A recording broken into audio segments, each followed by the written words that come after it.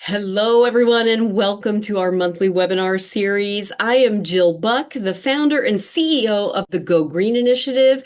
Thanks to an amazing grant opportunity that we have through the US EPA, we have partnered with the National School Boards Association for these monthly webinars to discuss various aspects of indoor air quality in schools. We'll be doing this every month for 5 years, and we're so glad that you're here with us today. We've talked about a number of different aspects of indoor air quality. We talk about CO2, we talk about VOCs and other gases.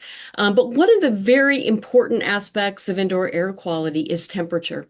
And as more and more school districts are beginning to experience extreme heat, we need to talk about that because some of those same school districts do not have the ventilation systems to address that extreme heat.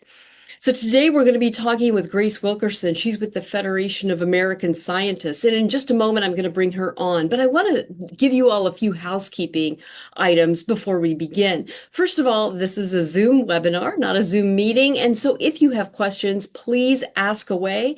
But there is a Q&A button at the bottom of your Zoom toolbar. And that's where we ask you to put your questions for Grace. And we will get to those after her presentation. Also, this is being recorded and we're going to put it up on YouTube. And so if you love this webinar and you think, oh my gosh, I wish 15 people at my school district would have seen this, you will be able to share it with them. In about 24 hours from now, everybody who registered for this webinar will receive an email with a link to the recording, with a link to the slides, and for those of you superstars that are going for the NSBA Magna Award, and I applaud everybody who is doing that, we're going to give you at the end a QR code for a very quick survey, simple survey, you almost can't miss, that will help you earn points towards the NSBA Magna Awards. And that will also be part of the email that folks who registered for this webinar will be getting. So without further ado, I'm going to bring on Grace Wickerson. Grace, if you would, introduce yourself. And while you're doing that, I'm going to share your slides. Sounds great. Thanks, Jill. Hi, everyone. Lovely to be here. My name is Grace Wickerson. I manage our climate and health program at the Federation of American Scientists. And I've been working on the issue of extreme heat for the last 4 years, where we've been orienting to the federal, state, and local level. And how do we build a more heat resilient nation that's ready for this rising threat? So excited to talk about all of our work and just give you a bit of a lay of the land of what we've learned about extreme heat action in schools. So next slide.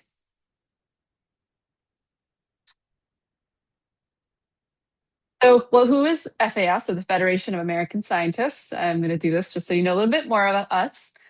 We're a nonpartisan nonprofit organization based in Washington, D.C. We work closely with policymakers to advance science and technology policy.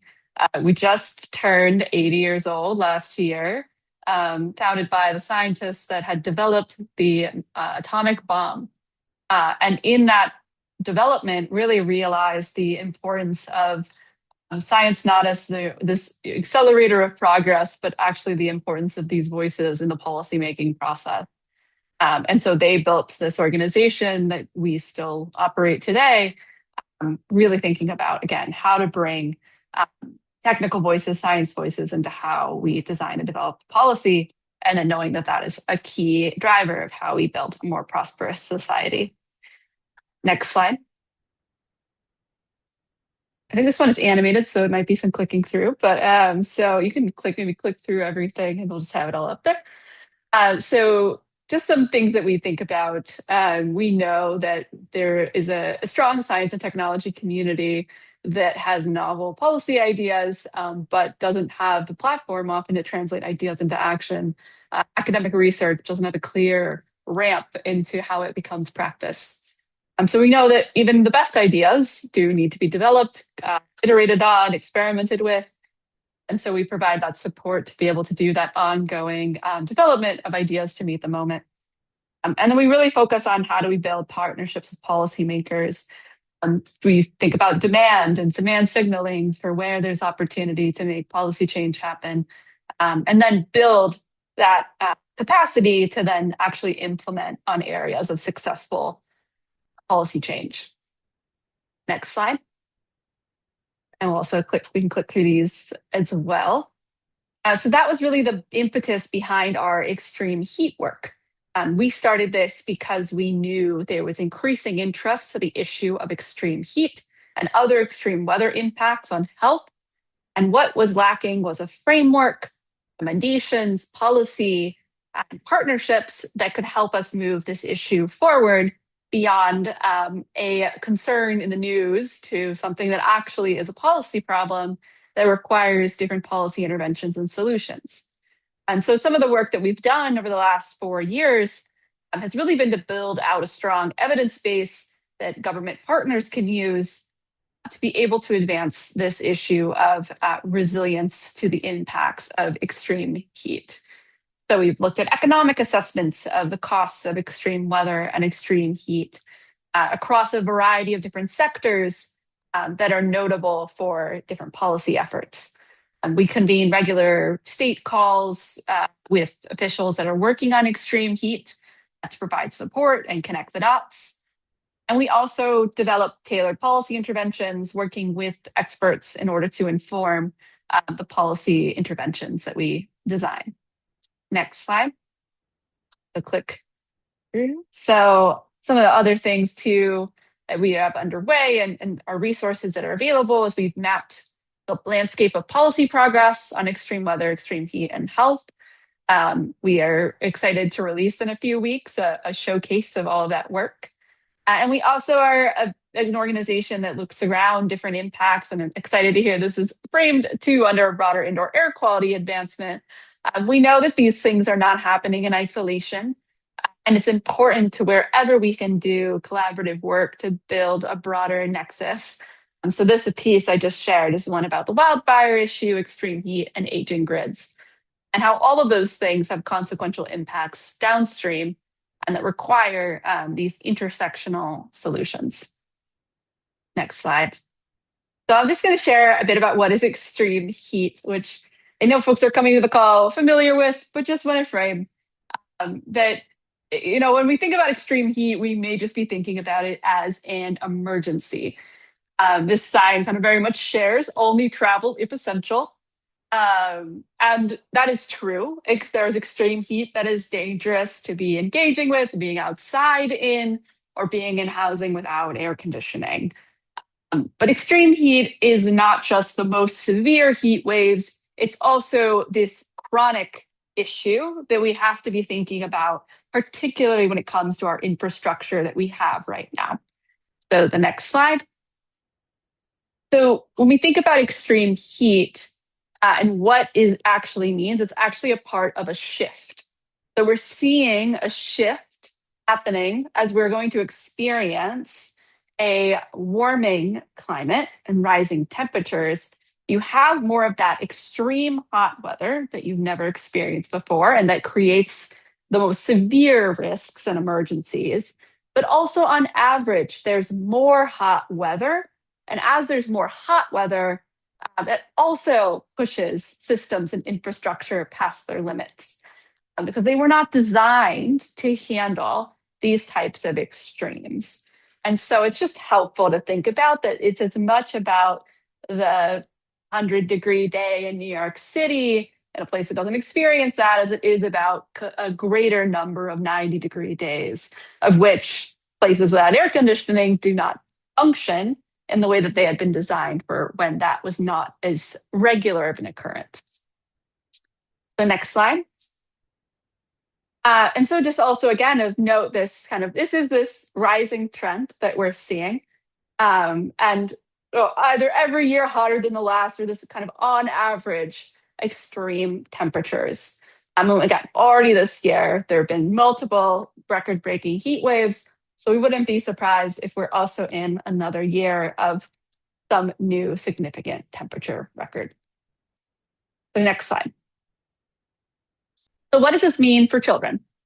So this is just, I'll talk through, I think, a couple of points that each of these images are representing of why children are actually one of the most vulnerable groups when it comes to extreme heat and require, again, a particular attention to how we're thinking about the environments that they're in need to be protective against extreme heat.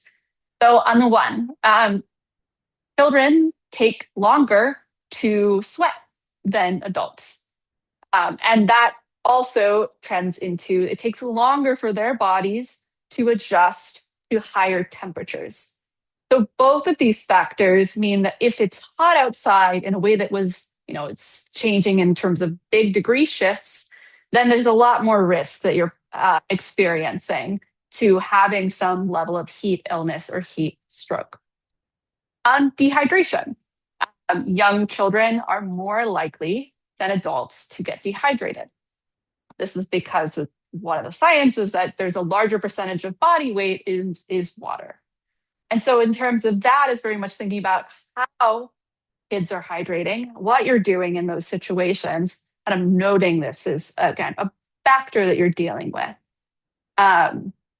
Third, this image of a tired, slumped child, is that it's really hard to know how to regulate your body temperature and have a sense of understanding that you need to take actions to cool down. And so that kind of level of recognition and understanding, there may be not an ability to communicate that before it's actually something significant. And next is, compared to adults, children have time outdoors. And so that also increases exposure to ambient heat or creates, positions where that's not as possible. And so it can limit what are necessary play because of those extreme temperatures. And then the last is, again, the environments that children are in are, their schools, childcare facilities, or otherwise. They're often reliant on others to be able to help provide water, provide protections, and that can play into an underestimation of the seriousness. And that engages that earlier point about this lack of knowledge. So all this plays together into just kind of creating a greater risk profile that needs particular intervention in how you, again, design the operational environments around children. Next slide. And I think the research, again, is pretty alarming and important to frame, is that we know that children born now in the 2020s are going to experience much greater times of heat waves than their parents. This was a paper from Nature just last year. And so if we are working in that environment of more heat, stressing our infrastructure and stressing our bodies, and there's particular risk factors for children, and how do we work in that to build kind of the environments that are needed? Next slide. And so some of the key impacts of this greater heat and these biological realities is that it impacts how children operate in school. And we know that studies show that excess temperatures reduce cognitive functioning and can impact how children perform, learn, and succeed in school. I have a study too on the next slide, but there's some emerging research that shows that for each 1 degree rise in average annual temperature, there's a 1% drop in learning. So there's a clear connection between the temperatures that you're operating in and your learning. And so this slide is another study by the National Bureau of Economic Research that looked at particularly how this dynamic plays out among high stakes testing.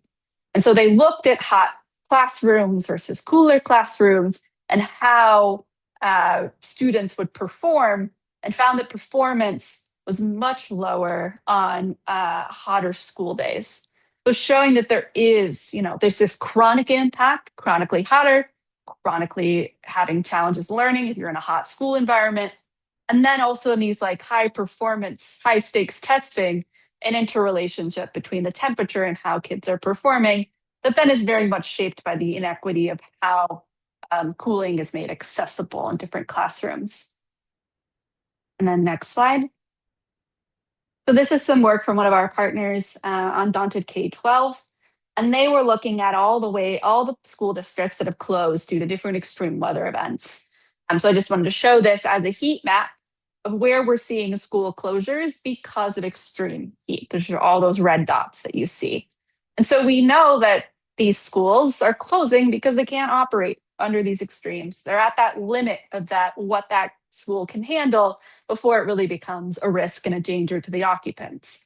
And so this is another form of learning disruption that is compounding upon the learning disruptions we know are already happening because of those hotter temperatures and that decline in cognitive functioning. So in just the 2024-25 school year, for example, 9 million students face some type of school closure or canceled activities due to these extreme weather. And so it's really a growing risk as we think about how do we operate these facilities and operate good functioning learning environments. Next slide. So I'm going to give a bit next more of a high level overview of just the current state of play of just what we're working with here. We know the risks, we know the impacts, whereas our school infrastructure and its capacity to be able to respond to all of these chronic and extreme stressors. So this map is from Climate Central and shows the rise in change in the number of days where there is a need for some level of cooling. So that's cooling degree days is essentially days over, I think it's over 65 degrees Fahrenheit, where there's again some need to do some level of HVAC. And so especially in our more northern states, we see some pretty significant shifts, but the shifts is everywhere in every part of the country. And so it's a really showing that school cooling is of a growing need in order to be able to keep facilities operational and safe for learning. Next slide. And so the Center for Climate Integrity did a great report about school air conditioning. And they looked at the rise in degree days over 80 and how those rise in days would impact the parts of the country that need air conditioning. And so all those places in red are all those now places where cooling will be required in order to keep schools at safe indoor temperatures. And this report is also a few years old now, and so I'm sure that red is likely even moving further north at this point. And that is one aspect of the problem. The other aspect of the problem is cooling costs money to operate, to create the maintenance.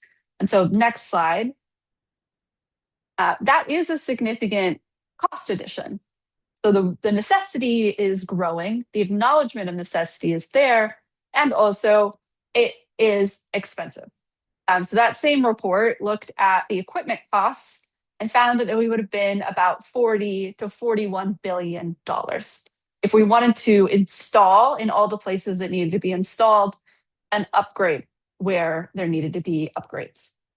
But in addition to that, as I was saying, that's now a new operational cost in order to keep the air conditioning running functionally and maintain the systems. And so that is, they estimated as an annual additional cost of $1.5 billion. So it's significant. We are really facing both this infrastructure challenge and also a new operating expense in a time of already fiscal notable challenges. Next slide. And just again, like noting kind of these school buildings themselves and their readiness for heat. This is especially of concern when we think about schools in urban areas. So this source is from Axios. The data is actually from another Climate Central study. And they looked at the cities with some of the worst heat islands. And then they mapped where schools were amidst all of those heat islands. And then they essentially created a share of where students are learning in some of the most significant extreme heat zones with those high temperatures above air temperature due to the factors of the urban environment. And so there's, just a couple of examples here of those high shares. Louisville, Kentucky was a significant one, Orlando, Florida. But there are a number of other cities where, it's still pretty significant. And even with the smallest shares of students, that's still a pretty decent number that are in, both they're trying to keep their own building cool while also dealing with the broader, community-wide challenge of urban heat island effects. And so just adding additional problems that, again, might not be directly in the school grounds, but are a part of shaping the environment in which schools are operating. Next slide. And I just would be remiss to not mention that this is a lot about inside of the building, but when we look outside of the building, schoolyards, playgrounds, athletic facilities are all also places where school operations and activities happen, and the infrastructure that's there is not or may not yet be ready for those extreme temperatures. And so there was an Arizona study that looked at how schools had to adjust to extreme heat, even as Arizona is a state that requires recess. They had to adapt it because of the extreme temperatures. And so half of schools lost weeks of recess just because it wasn't safe for kids to be outside, acknowledging what we shared earlier, but that is another consequential impact that is a part of this broader extreme heat challenge. Next slide. So I'm going to switch gears to talk a bit now about some of the leading practices that we've identified in our work at the Federation of American Scientists of how school districts and state partners are thinking more thoughtfully about extreme heat and starting to integrate new ways of approaching the issue from both the operational side to the institution and facility side. Just so we are all kind of in the same framework of just how we've been thinking about heat, we really think 5 components are key for any entity that is thinking about this heat hazard and really how to kind of address it in a holistic way and integrate it into decision making. So we're very key on leadership. So knowing that there's someone in place who is an authority or some level of ability to take action on extreme heat and make decisions.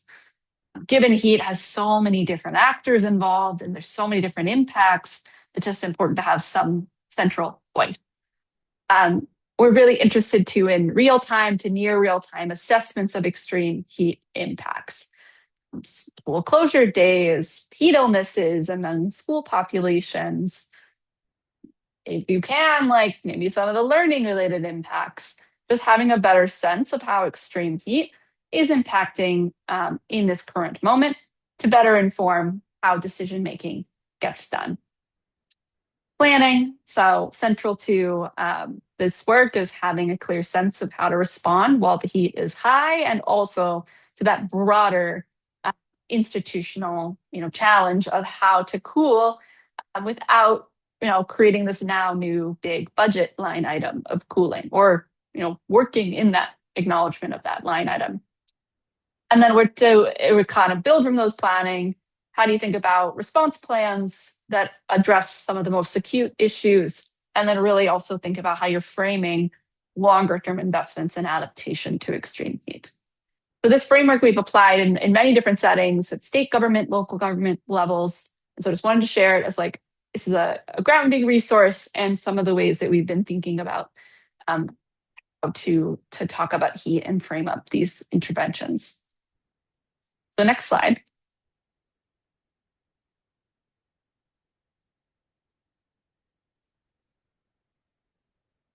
And so our organization over the past year and a half has talked to hundreds of stakeholders all across the country in an effort to really document how state and local governments are addressing and acknowledging their heat issues and building resilience towards the future. And so I'll highlight, I have a couple of slides on each of these, but these are some of the leading practices and efforts that emerge from our focus on safer schools and childcare. So we focus on 2 main areas of the work and where we plan to do additional effort. Just the how do we operate under this current environment where extreme heat is here, and keep safety and health at the forefront? And also, and that second piece about how do we actually do the investment work necessary so that we can have facilities ready for extreme temperatures. And the bullets underneath are some of the key policy options that we've found that are how school districts and states and other partners are institutionalizing these two elements in their own work. So I'll walk through each of that in the next couple of slides. So next slide. So one element, so speaking to the safe temperature thresholds and protocols piece, I'm highlighting the New York State legislative effort that created a maximum indoor temperature threshold for all schools in the state. They set their maximum indoor temperature threshold at 88. And that is a trigger that then leads to different decision making around moving school classrooms around different parts of the building, potentially relocating school, or moving to a hybrid environment or remote learning environment.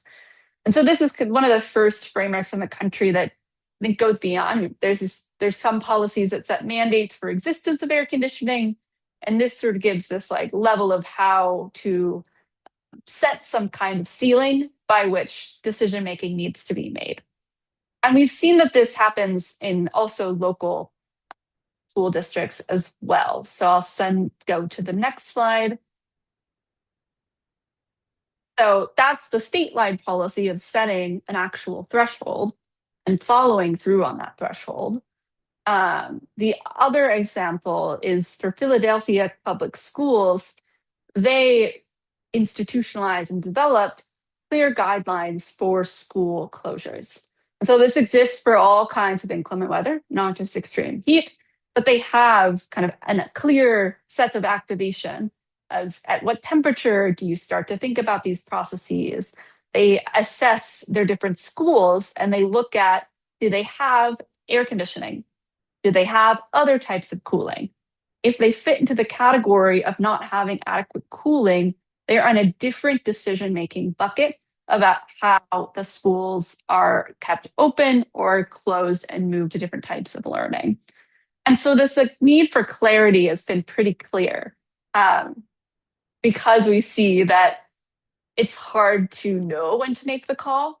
And so having something to follow, whether a statewide threshold or some type of process, is really needed, especially as you're making the longer term investments so that you may not need this type of emergency protocol. Next slide. Another operational element that we've seen and is important to amplify is school meals and how schools are adapting to the extreme weather over the summer, where school might not be in session, but schools are still needing to be able to serve meals. And so after kind of the COVID-19 pandemic, the return has been to having to have meals served in congregate settings.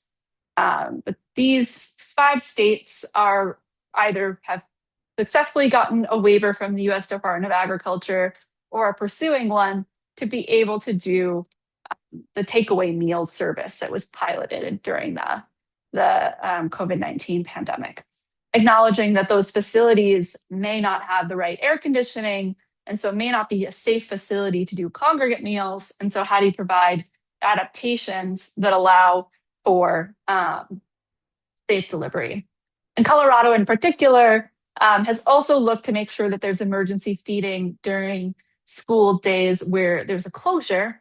So also adding to that element of making sure that there is a key service is delivered, even if there's an interruption to the school day. Next slide.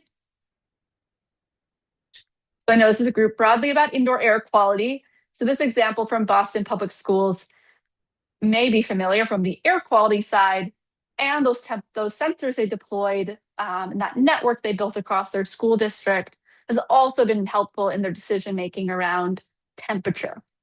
And so they've been able to monitor, is our certain classrooms getting hotter during the day? And maybe how do we sort of sequence that and guide our decision making around which classrooms to use? It's been helpful to use to target different investment priorities, noting which schools have the most temperature challenges. And it's also been helpful for shaping some of their bonds and decision making in order to argue that there's a need to install some level of cooling device in different schools. So it's just a multidisciplinary effort that's really showed both how do you do this in the operational sense and also how does this lead to long-term change. Next slide. And beyond the school environment, we know that school buses are a key site where there's exposure to extreme heat, particularly if we're thinking about more rural school districts where there's a longer transit time on buses, or for children with disabilities who also, again, might have that longer bus. So there's been some policy attempts at the legislative level in Texas and Louisiana to get air conditioning required for school buses, which both of those did not succeed due to the budget challenges, which is manageable, but provide this basis of how to think about air conditioning as a part of the broader heat resilience framework. And one successful effort was in New York City, which was able to set a requirement that any school bus that served child on an IEP had to have cooling. So acknowledging that it was a part of that safety for that child to be able to ride the school bus to and from to school and back home. Next slide. So those are the policies that frame up keeping kids safe and the different elements from thresholds to planning and preparedness to sensors to the greater landscape of school readiness. I'll shift gears to some of the ways that we're seeing innovation around making the resilience investment possible, knowing that there's a lot of financial pressure, infrastructure is aging. What can be done in this current moment to really help to build that broader runway towards greater resilience in schools? One example that I really love is from Maine, which did a statewide assessment of all of the cooling needs in their schools and looked at the cooling systems that were in use, looked at whether cooling was available in all the school or in just parts of the school, and was able to come away with essentially an inventory that then could be used in further decision making around school building design and building codes to investment decisions as they think about heat pump deployment across the state. And it's notable here that 1 in 4 schools did not have any form of air conditioning. And then it tiered up to having only, different levels of having certain types of air conditioning. And so certainly Maine is one of our northernmost states and still can get hot during the school year. And so there's a nice now ability to start to think about, okay, how can we target, maybe to start with that quarter of schools that doesn't have that any form of cooling, and then work our way through the different needs of the different districts. Next slide. In terms of making investment decisions, one of our examples we think is great and both fits this leveraging state level funds while also making commitments at the school district level is the Los Angeles Unified School District's plan and framework for green schoolyards, which I didn't say this earlier, but it's not just a benefit for the school recess. We know that trees and other elements outside shade can have additive benefits for indoor temperatures. And so knowing this is a multi-dimensional investment that is then going to be long-term beneficial for buildings as well. And so they committed to getting their schools in a place of having, green schoolyards. And this is then supported by funding at the state level that then helps to make that possible. So it's this really important kind of cycle of commitment, planning, goals, orienting to extreme heat as a policy priority and an effort that needs to be made, and then making sure that you have that resourcing behind it to make it happen. And my last example that I will shape before I'm going to move towards some closing is a great example from Denver Public Schools, where they set a goal. They committed to having all of their schools cooled with some form of air conditioning by 2028, which is an ambitious goal. And I think as of the latest, they're 20 to 25 schools away from this goal. And it has created that longitudinal pressure to continue to make investments or find the funding to upgrade schools for extreme heat. And they've made a clear case in setting this goal about the importance of safe indoor learning environments for the broader learning objectives of their school district, which I think is still an emerging area that we have observed is, there's a note about that schools are packing extreme heat operations. School infrastructure is aging and air conditioning and indoor air quality and ventilation can all be beneficial. And then this one really helps to connect, okay, cooling also doesn't just, benefit health and safety. It also can be a part of our learning objectives and helping us to ensure we have our school populations able to have the best option and opportunity to show their knowledge. And so I think across all these examples, and we have many more, we're really just trying to show what is possible and being done in this current moment so that we can really think thoughtfully about what comes next in the work and ensuring that what these leading examples show us can also be something accessible to all kinds of school districts in all parts of the country that are all dealing with unique challenges when it comes to the issue of extreme heat. Next slide. So looking ahead, where do we go from here? So if the Federation of American Scientists, as I framed up at the top, we're a policy think tank, we're really thinking about, we know the evidence about extreme heat and its impacts on well-being of different populations. We know there are technical solutions and challenges here, and we know there are examples. And so we're really trying to think about on this issue area, how to build this nice large collaborative tent so that we can problem solve on these issues.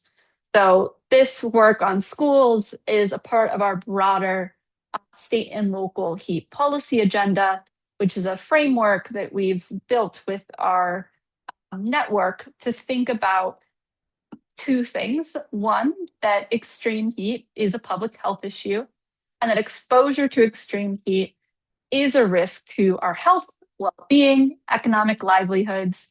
And so how do we work on decreasing exposure across key environments in which we spend most of our days?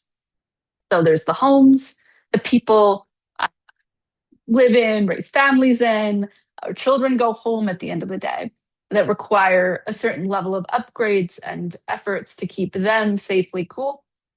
And then there are workplaces, so schools, in addition to being a learning environment, are also workplaces, of which there's a need for safety and well-being. And then there's also, again, this broader landscape of this economic justice angle of how do we ensure that workers can work well-paying, rewarding jobs that don't require them to choose health and safety versus paychecks. And then our work on schools and childcare. On the other side, in addition to just reducing the exposure, we also know that, as I shared, extreme heat is changing our communities and changing what we expect as normal. And that our communities need to be thinking about how do we update our infrastructure so that we are ready for extreme heat now and in the future. I'm thinking really about heat as a part of our broader planning to create thriving communities that people want to live in, raise families in, and grow old in. And that's a part of a broader mission to being able to be ready and adapt in this climate. So that QR code will take you to the state and local heat policy agenda. And we're excited to really build a collaborative effort to think about heat, as well as connect heat into the broader landscape of issues where it clearly intersects our goals and missions. So next slide. And I'll just share all of those examples I shared and those frameworks. We're launching an implementation guide about the heat policy agenda in early July.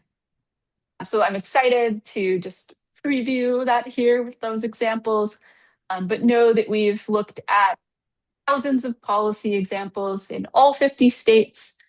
We've organized unique different policy examples and actions. And then we have a framework by which we think about, these goals of reducing heat exposure and building heat resilient, safe communities. How do we do that along different key recommendations? And then what are all the different, brass tacks getting it done? So we'll be launching an interactive website that'll be a resource to engage with all of these materials, read about these case studies in more depth, and really think about how it is possible to build resilience to extreme heat events. Next slide, which is just really my closing. So my email is here. I'm always happy to talk about extreme heat and other climate and extreme weather related issues. And thank you so much for the opportunity to share about extreme heat and our work. And happy to take any questions or any other follow-up from the presentation. Thank you so much, Grace. What a fantastic presentation. And we're going to look at the question and answer section that our participants can put their questions into in just a moment. But I want to take just a second to let you all know that I will be including links to the resources that Grace mentioned in an email that'll be coming to you in about 24 hours. We're also going to put the recording of this webinar up on YouTube, and in the video description below the video on YouTube, we'll also include those links so that when you share this video with others in your school district or in your agency, they'll be able to get a hold of those links as well. Before we go to Q&A, I have a couple of quick announcements for you. The Center for Green Schools, one of our partners, longtime partners, is also having a webinar on extreme heat. And you can see on this slide who their guest panelists are. You can register for that now using the QR code, and I hope that you all will take a good look at their offerings, because these are some great speakers as well. And so that is coming up on June 25th at 1 p.m. Pacific. If you are working towards points for the NSBA Magna Award, this is where you can take a snapshot of that QR code and get a quick survey. The questions are meant to be easy to answer. We want you to get those points, but this is where that survey can be found at this QR code. And last announcement is that next month, our monthly webinar on indoor air quality in schools is going to be amazing. We had these same speakers in person at the NSBA annual conference in San Antonio just a couple of months ago. You'll see that they come from school districts all over the country. We have a New York school district. They are a tribal and rural district. Salamanca will be represented. East St. Louis will be represented. Their director of facilities will be on with us. The finance director and school business officer for Tornillo Independent School District in Texas will also be with us. And we will have a representative from US EPA. And we'll be talking about some on-the-ground case studies of success in some very different school districts, and our EPA representative will be covering some of the perspectives that EPA has on healthy schools, and also some of the resources, free resources. So you won't want to miss that. So if you'd like to register for that, please check out that QR code and get registered. I'm going to stop sharing my screen right now and go to our Q&A. I see that we've got some questions here, Grace. The first question says artificial turf gets much hotter than grass. Grass is actually cooling. Plastic gets hotter. Should school systems use temperature on the field as a guide for use? Do you have guidelines? Do you also have guidelines for play areas that have rubber surfaces that also get hotter than natural surfaces? A great question. And it is certainly one that we have heard demand for. And to my understanding, there are, it's understood it's a problem and how to respond and design schoolyards and facilities in ways that are addressing those impacts. There's not a clear uh, one-to-one framework.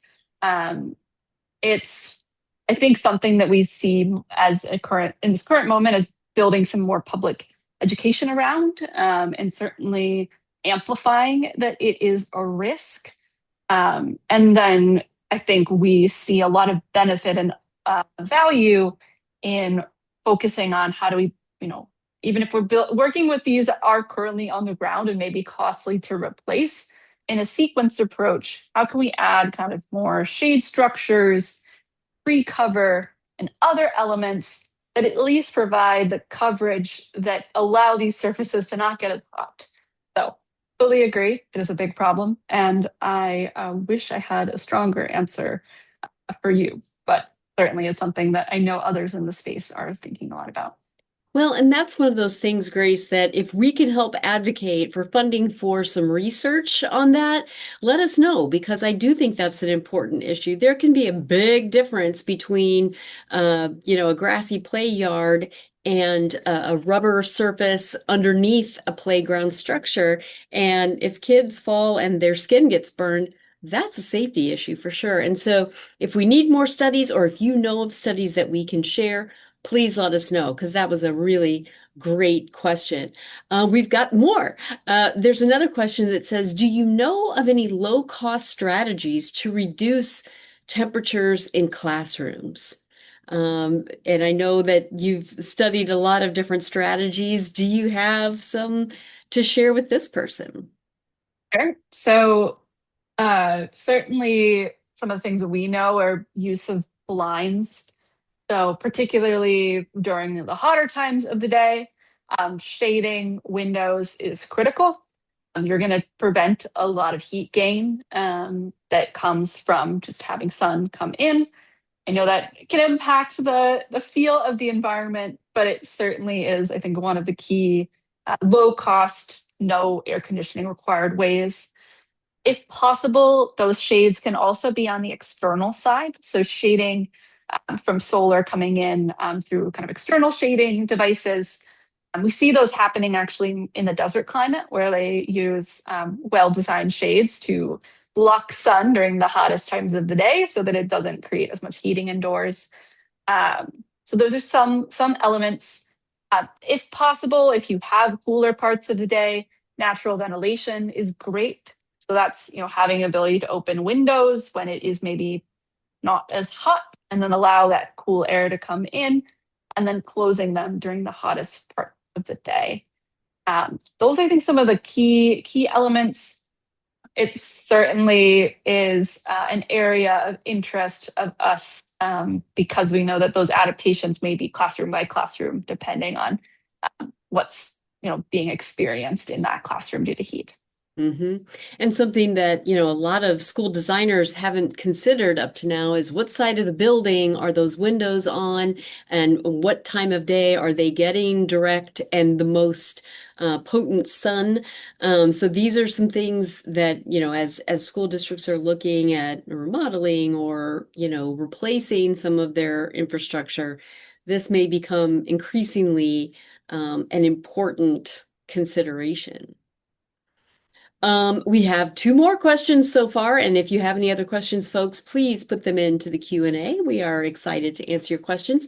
This one comes from a school board member in Arizona, and they say, as you mentioned, our students miss a lot of recess due to heat. What immediate alternatives can you think of to ensure students get movement throughout the day beyond indoor recess? We are working on shade structures and planting lots of trees. Well, I certainly think you're doing the right thing in terms of shade and trees as a long-term solution.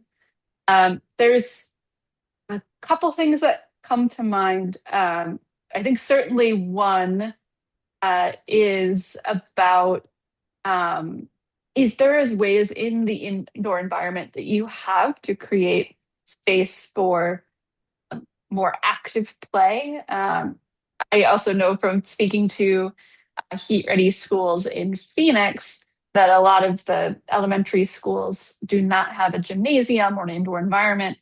So it would be important to think about, is there ways to understanding that that infrastructure doesn't exist, kind of create environments that could allow for more active play that would have been possible outside. Another thing that it's come up through that work is, could there be play related adaptations? Is there different times of the day that play could be possible if it's cooler outside or with the shade structure allows it to be cooler? That I think can be potentially an option. And then maybe the last is, even if there's ways to build some of those adaptation protocols for the individuals so that could maybe try to make play more accessible if you had water bottles on site, cool water, ice vest, ice pack, and other types of on-demand services in the case of any risk. So those are some of the things I know we've heard about, but it certainly is a major challenge and running right up against what we have seen as infrastructure just against extreme heat. Thank you, Grace. Another question, and we've got a couple more at least. What would be the top 3 items facilities should include in an emergency response plan to extreme temperature events that safeguard building occupants and frontline staff? Yes, that is a great question. I think one is, what essentially what is that? What setting a temperature? So, at what temperature do you want to start initiating certain activities?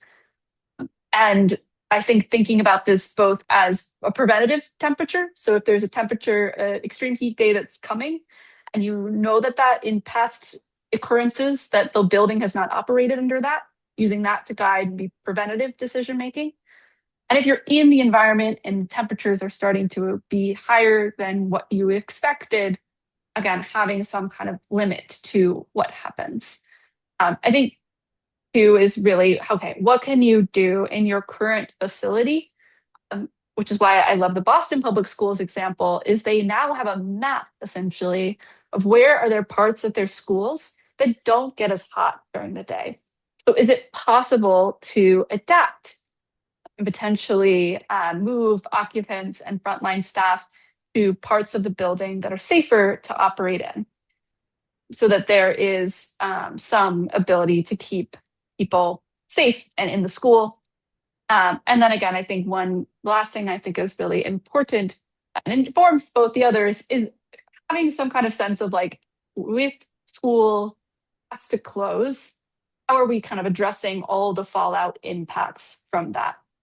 Because there's, not just school closing and those impacts, but then, how parents are impacted by a school closure event, how food and meal services are impacted by a school closure event.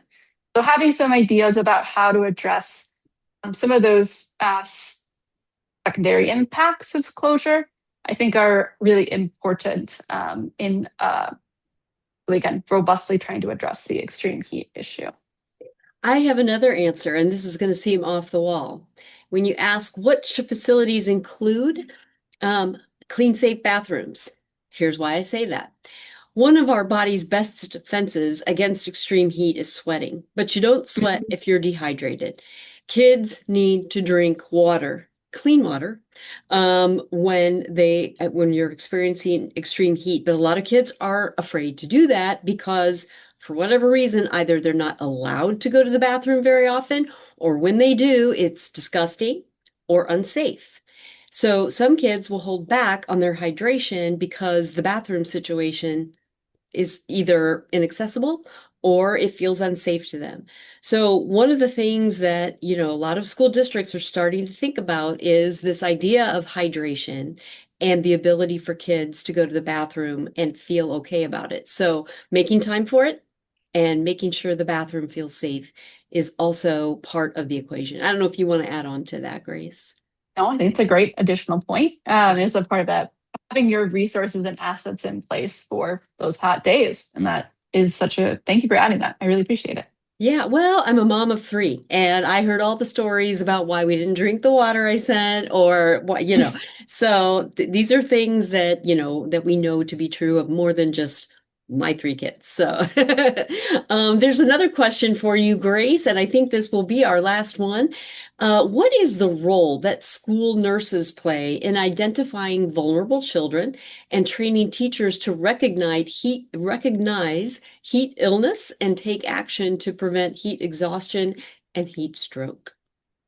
A great question. And I will say they play such a critical role, one that is acknowledged by our partners who developed the HeatReady Schools framework, is that there is a difficulty, even one, at making sure that there's a health professional on staff, like a nurse or a health aide. There are schools that do not have that in their research. And so even just having that personnel in place is so important. And just noting that there's clear protocols for infectious disease and asthma, but there isn't clear protocols existing right now around heat illness and heat stroke, or maybe some of the other things that come with being exposed to high heat. And so ability to be able to recognize those effects and respond to them, I think, is so critical, particularly when extreme heat in its most severe form, you have to respond in a matter of minutes if you're wanting to avoid the most consequential impacts to your health and well being. So I certainly think there is a lot of need to train up those professionals. And then also on the side of data, which I'm big into, actually knowing how do we track when those impacts are happening, and be able to use that as another form of information that we can use to guide operational decision making and then investment decision making if there's high occurrences of heat related illnesses or other impacts due to extreme heat. So thank you so much for naming that. It is certainly something that we think is a part of that broader ecosystem of being ready for extreme heat. Grace, I want to thank you so much for this presentation. I see that somebody has raised their hand, and if you don't mind typing your question in the last couple minutes that we have into the Q&A button, we can get to those. That's how our Zoom webinars work. And so, Francine, if you want to type your question real quick in the Q&A button in your Zoom tab, we will get to that. I want to make sure that everybody remembers that this is a monthly series, and so if you would like to be part of our monthly series, please be sure to register. You can also get a lot of information on our website if you go to gogreeninitiative.org. That is where you can find all of the great resources and trainings and free online classes, all kinds of things to help you and your school district with online training to undergird your indoor air quality programs. Grace, thank you for being with us. Thanks to everybody for joining us. We will see you here again, same time, same place next month. Until then, have a wonderful rest of your week and do something in your life to go green. Bye, everybody.